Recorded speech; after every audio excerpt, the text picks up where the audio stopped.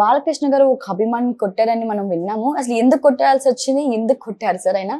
కొట్టడానికి పెద్ద కారణాలే ఉంటాయి. కొట్టాలనిపిస్తే కొడతారు. అంటే బాలకృష్ణకి ఇది ఫస్ట్ టైం కాదు కదా. అంటే కదిరిలో ఆయన యాక్చువల్గా ఈరోజు ఎక్కడ సంఘటన జరిగిందంటే, కదిరిలో ఆయన స్వర్ణాంధ్ర సాకార యాత్ర మొదలుపెట్టారు. దానికోసం ఆయన కదిరిలో హెలికాప్టర్లో దిగారు. కదిరి నుంచి స్టార్ట్ చేశారనమాట స్వర్ణాంధ్ర సాకార యాత్ర.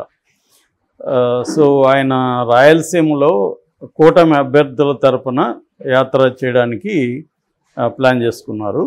అన్స్టాపబుల్ బాలయ్య అనే పేరుతో బస్సును కూడా రెడీ చేశారు ఈయన కోసం. సో రెడీ చేసి మొదలైంది. యాక్చువల్గా హిందూపూర్లో ఆయన కొంత టఫ్గా ఉందని చెప్తున్నారు. సో అందుకని హిందూపూర్కి వెళ్ళి అక్కడి నుంచి మిగతా రాయలసీమలోని మిగతా చోట్లకు కూడా వెళ్ళాలనేది ప్లాన్ అనమాట. అందుకని ఆయన సినిమా షూటింగ్కి ఫుల్ స్టాప్ పెట్టి పొలిటికల్గా, ఎందుకంటే నామినేషన్ల గడువు దగ్గరికి వస్తుంది కాబట్టి మొదలుపెట్టారు. అయితే ఆయన హెలికాప్టర్ నుంచి దిగగానే అప్పటి వరకు అక్కడ వెయిట్ చేస్తున్న అభిమానులు ఒక్కసారిగా దూసుకొచ్చారు. దాంతో ఒక అభిమాని చెప్తున్నా కూడా వినకుండా సెల్ఫీ కోసం వస్తుంటే ఈయన కొట్టారనమాట. మామూలుగా అయితే ఇట్లాంటివి జరిగిన మిగతా వాళ్ళకి కూడా జరుగుతాయి, వాళ్ళు ఎవరు కొట్టరు కదా. ఇప్పుడు పవన్ కళ్యాణ్కి జరుగుతుంది, జగన్కి జరుగుతుంది, అందరికీ నాయకులకి ఎవరికైనా జరుగుతాయి. కానీ వాళ్ళు ఎవరు కొట్టినట్టుగా మనం వినలేదు. కానీ తనకి ఏంటంటే ముందు నుంచి ఆ స్వభావం ఉంది కొట్టడం. కాబట్టి దాని ఏదో అంటారు కదా, స్వభావాన్ని మార్చుకోవడం అంత కష్టం. సో అది ఆయనకి అలవాటైపోయింది. దాన్ని కూడా వీళ్ళు అభిమానులు ప్రేమతో కొట్టారని ప్రచారం చేయడం, తెలుగుదేశం మీడియా ప్రేమతో, మిగతా వాళ్ళు ఎందుకు ప్రేమతో కొట్టరు, ఈయన ఒకటే ఎందుకు కొడతాడు ప్రేమతో. సో ఈ అభిమానుల పరిస్థితి అంతే. అభిమానులు కూడా మామూలుగా ఉండదు, వాళ్ళ ఇరిటేషన్ కూడా. ఆ మధ్య కూడా పూరి జగన్నాథ్ కూడా చాలా విషయాలు మాట్లాడారు. అభిమానులు ఎలా ఉంటారు, ఎక్కడెక్కడ ఎలా తాకేస్తూ ఉంటారు, వచ్చి మీదకి ఎలా పడిపోతారు అని. ఎందుకంటే వాళ్ళకి సినిమా ఇమేజ్ అనేది వేరే ఉంటుంది. సో ఆ ఇమేజ్ మైండ్లో ఉన్నప్పుడు ఆ వ్యక్తి బయటికి కనబడినప్పుడు కనీసం టచ్ చేయాలను, ముట్టుకోవాలను అవన్నీ ఉంటాయి. సో అదంతా వాళ్ళకేమో ఇరిటేషన్ ఉంటుంది, వాళ్ళకి ఇబ్బందిగా ఉంటుంది. అయితే ఇప్పుడు ఎలక్షన్ ముందు జరగడం అనేది కొంత ఇబ్బంది బాలకృష్ణకి. ఎందుకంటే మామూలుగా అయితే ఇది అభిమానులు కాబట్టి వాళ్ళకి బాగున్నప్పుడు పక్కనోడికి ఏమని అనుకుంటారు. కానీ ఇప్పుడు ఎలక్షన్ అప్పుడు ఏంటంటే కనీసం ఆయనకి టఫ్గా ఉన్నప్పుడైనా ఆయన కొంత మరీ ఇట్లాగా బిహేవ్ చేస్తుంటే మళ్ళీ గెలిపిస్తే ఆయన పరిస్థితి ఎలా ఉంటుంది అని వైసీపీ వాళ్ళు ఈ వీడియోను బలంగా తీసుకెళ్తున్నారు. ఎందుకంటే ఇప్పుడు ఇవాళ ఏది కానీ రికార్డెడ్ అయిపోతుంది కదా, నువ్వు చేసే ప్రతి పని రికార్డ్ అయిపోతుంది.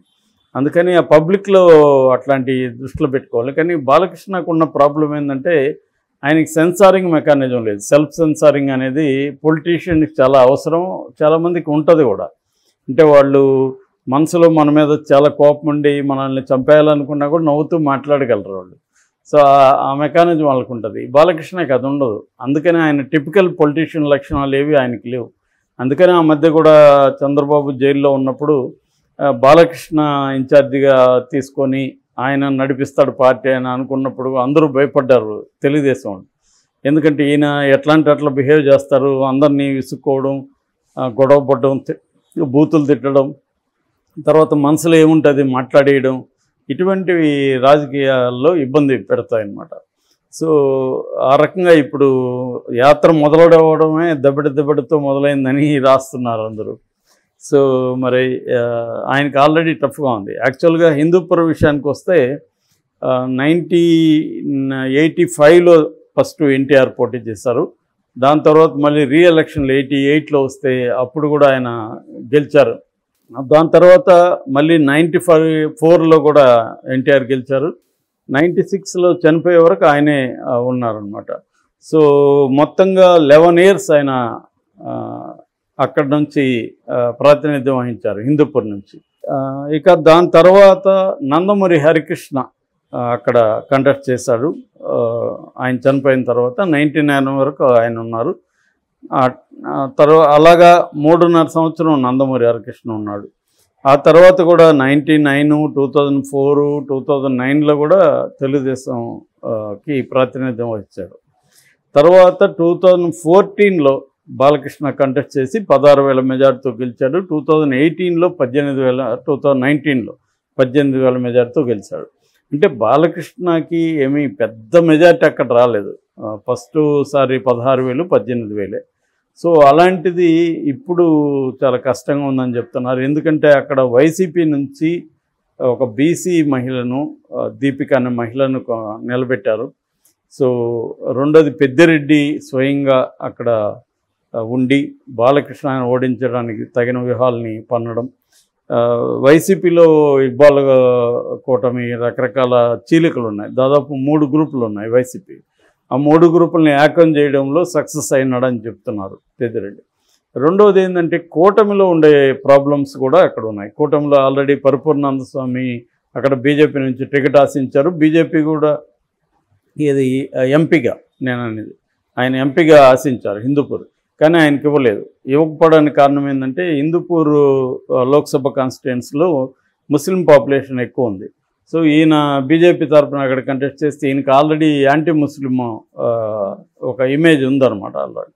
అందుకని ఈయనకి సీట్ ఇస్తే అక్కడ విన్నింగ్ అవకాశాలు ఇబ్బంది అవుతుంది. దీని ఎఫెక్ట్ స్టేట్ వైడ్ కూడా పడే అవకాశం ఉందని చంద్రబాబు ఆపిచ్చేస్తాడని చెప్తున్నారు. అప్పటి నుంచి పరిపూర్ణానంద స్వామి నేను ఇక్కడ బాలకృష్ణని ఓడిస్తానని ఆయన ప్రతిజ్ఞ పూనాడు. సో ఎందుకంటే ఆయన కొంత హిందూ యూత్లో దాంట్లో ఫాలోయింగ్ ఉంది. సో అప్పటి నుంచి బాలకృష్ణను ఓడిస్తానని ఆయన అక్కడ ప్రతిజ్ఞ చేసి తిరుగుతున్నాడు. సో ఈ కాంటెక్స్ట్లో బాలకృష్ణ కొంచెం జాగ్రత్తగా ఉండాల్సిన అవసరం ఉంది. ఎందుకంటే 2 సార్లు ఎన్నుకున్నా కూడా ఆయన ఎప్పుడు కూడా రెగ్యులర్గా హిందూపురంకి వెళ్ళి అక్కడ ప్రజల సమస్యలు తెలుసుకోవడం అవన్నీ చేయలేదు. యాక్చువల్గా ఆయన పిఏ మీద కూడా అక్కడ చాలా విమర్శలు వచ్చాయి, పైరవీలు చేస్తున్నారని. ఆ మధ్య ఈయన దున్నపోతల మీద ఈయన పేరు రాసి కూడా అక్కడ ఊరేగించారు. మాకు వాటర్ సమస్య ఉంది, ఇక సమరమే మిత్రమా ఆ టైప్లో అంతా కూడా ఈయన డైలాగ్స్ని వాడుకున్నారు అన్నమాట. ఇటు చూడు పురం చూడు అనేసి ఇవన్నీ కూడా పెట్టారు. సో ఒకవైపే చూడు పురం వైపు చూడు అని, హిందూపురం వైపు ఇలాగ బాలకృష్ణ డైలాగులు పెట్టి అక్కడ కనిపించట్లేదని పోస్టర్లు వేయడం ఇవన్నీ చేశారు.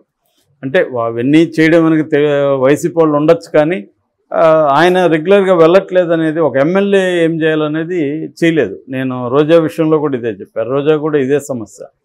వీళ్ళు ఏంటంటే వీళ్ళు వేరే సినిమా రంగంలో ఉండి ఎమ్మెల్యే అవ్వడం వల్ల సినిమా రంగం ఆపేసి ప్రొఫెషనల్ ఫుల్ టైం ఉంటే ఓకే, కానీ ఇప్పుడు బాలకృష్ణకి ఫుల్ టైం ఫీల్డ్ అంటే సినిమానే. ఆయనకి రాజకీయాలు అనేవి పార్ట్ టైం ఆయనకి. అలాంటప్పుడు ఆయన ఎమ్మెల్యే బదులు ఇంకెవరైనా ఉంటే అక్కడ తెలుగుదేశం నుంచి అయినా వాళ్ళ వల్ల అక్కడ ప్రజలకు ఉపయోగం, కానీ ఈయనకి రాజకీయాలు ఎందుకు అసలు అనవసరం. రాజకీయాల్లో ఉన్నప్పుడు ఫుల్ టైం రాజకీయ, ఇవాళ పార్ట్ టైం రాజకీయాలు అనేవి సాధ్యం కావు. రాజకీయాలు అంటేనే ఫుల్ టైం చేయాలి. ఎందుకంటే ప్రజలకు అనేక సమస్యలు ఉంటాయి. పైగా అధికారంలో వైసీపీ ఉన్నప్పుడు ఇంకా ఎక్కువ సమస్యలు ఉంటాయి. ఫండ్స్ సరిగ్గా ఇవ్వరు. అవన్నీ కొట్లాడి ఈయన చేయాలి. అది చేయలేదనే విమర్శ ఉంది. అందుకని ఇప్పుడు అక్కడ మహిళను అక్కడ తీసుకొచ్చారు. అందుకనే చంద్రబాబుని కుప్పంలో ఎట్లా టార్గెట్ చేస్తున్నారో అట్లాగా బాలకృష్ణని ఇక్కడ మన మంగళగిరిలో లోకేష్ని, పిఠాపురంలో పవన్ కళ్యాణ్ని, వీళ్ళందరినీ కూడా జగన్ టార్గెట్ చేస్తున్నాడు. అందుకని ఎక్కువ భాగం కుప్పం వదిలేస్తే మిగతా 3 చోట్ల కూడా మంగళగిరి, హిందూపురం, పిఠాపురంలో మహిళల అభ్యర్థుల్ని జగన్ రంగంలోకి దించాడు. ఎందుకంటే మహిళా ఓటర్లు కొంత మొగ్గు చూపే అవకాశం ఉంది.